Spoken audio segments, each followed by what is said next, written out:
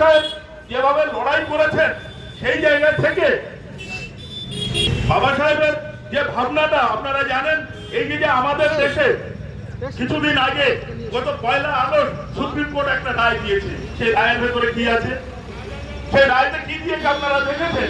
যে বাবা সাহেব যে সংরক্ষণ দিয়েছিলেন সেই সংরক্ষণকে এখন বলছে আবার পুনর্মূল্যায়ন হবে। কেন এগুলো হবে? আজকে যে আমাদের ব্যাকলগ, সেই ব্যাকলগটা তাই আজকের দিন পর্যন্ত পরিপূর্ণ হয়নি। এরকম ভাবে বিভিন্ন জায়গায় আমাদের মধ্যে চক্রান্ত অব্যাহত রয়েছে। সেই জায়গায় দাঁড়িয়ে আমাদের এই চক্রান্তের জাল যদি ছাড়তে হয়, আমাদের মধ্যে প্রথম যে কাজ সেটা হচ্ছে ভাইচারাবোধ তৈরি করা, ভ্রাতৃত্বের বন্ধনে সবাইকে আপন করে এই আগামী দিনে এই চক্রান্তের বিরুদ্ধে আমাদের লড়াই করতে হবে। এই কথা বলে সবাইকে সংগ্রামী অভিনন্দন ও নীল সালাম জানিয়ে আমার কথা আমি এইখানে শেষ করছি। জয় ভীম, জয় ভারত। জয় ভীম, জয় ভারত। জয় ভীম, জয় ভারত। জয় ভীম, জয় ভারত। বাবা সাহেবের স্বপ্ন হবে না তো ব্যর্থ।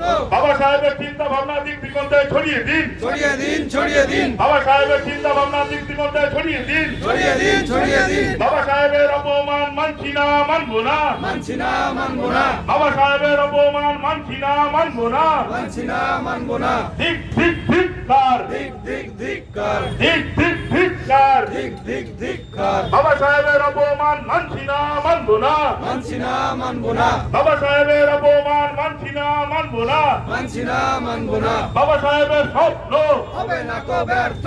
বাবা সাহেবের স্বপ্ন হবে না তো ব্যর্থ। বাবা সাহেবের চিন্তা ভাবনা দিক দিগন্তে ছড়িয়ে দিন, ছড়িয়ে দিন, ছড়িয়ে দিন। বাবা সাহেবের চিন্তা ভাবনা দিক দিগন্তে ছড়িয়ে দিন, ছড়িয়ে দিন, ছড়িয়ে দিন। বাবা সাহেবের স্বপ্ন হবে না তো ব্যর্থ। বাবা সাহেবের স্বপ্ন হবে না তো ব্যর্থ। বাবা সাহেবের অপমান মানছি না, মানবো না, মানছি না, মানবো না।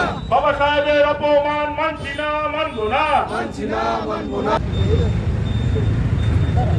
ধন্যবাদ প্রতিনিধিত্ব সুরক্ষা মঞ্চের অন্যতম নেতৃত্ব মাননীয় কুন্তল দাস মহাশয়কে। এই আগামী দিনে প্রতিনিধিত্ব সুরক্ষা মঞ্চের কর্মসূচি এবং বাবা সাহেবের অবদান সম্বন্ধে আপনাদের সামনে অবগত করলেন। আজকে একটা বিশেষ কথা না বললেই নয়, কারণ বর্ণবাদী কৌশল হচ্ছে সর্বদাই হচ্ছে ভারতীয় মূল নিবাসী বা ভারতীয় মনীষীদেরকে চার কাঠি দেওয়ালের মধ্যে ঢুকিয়ে দাও, অর্থাৎ মন্দিরে প্রবেশ করিয়ে দাও। তার সমস্ত ইতিহাস, সমস্ত কার্যকলাপ ওই মন্দিরের মধ্যে চলে যাবে। ভারতবর্ষের দলিত শ্রেণীর মানুষ তারা ওই সকাল সন্ধ্যা পুজো দেবে, তার আন্দোলনের কথা কিছু জানতে পারবে না, তার অবদানের কথা কিছু জানতে পারবে না, তার রাজনৈতিকের কথা কিছু জানতে পারবে না। তারা শুধু পূজা পার্বণ নিয়ে ব্যস্ত থাকবে।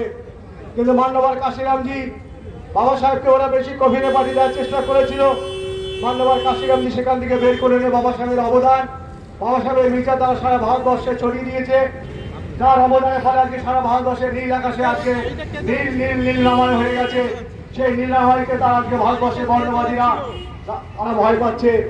তাদের আজকে এই অপকৌশল, তাদের পার্লামেন্টে আমাদের যে অ্যামেন্ডমেন্ট করে আমাদের অধিকার বঞ্চনা করে তাদের হচ্ছে প্রধান কাজ। কারণ আগামী দিনে ভারতবর্ষে যদি বাবা সাহেবের বিচারধারায় বিস্তারিত লাভ করে, তাহলে কিন্তু তাদের বর্ণবাদীদের সমস্ত জাল জয়চুরি বেরিয়ে পড়বে। তাই তারা সচেষ্ট, যদি আমরা সচেষ্ট হব যে আমরা ভারতবর্ষে বাবা সাহেবের বিচারধারাকে সর্বত্র ছড়িয়ে দেবো।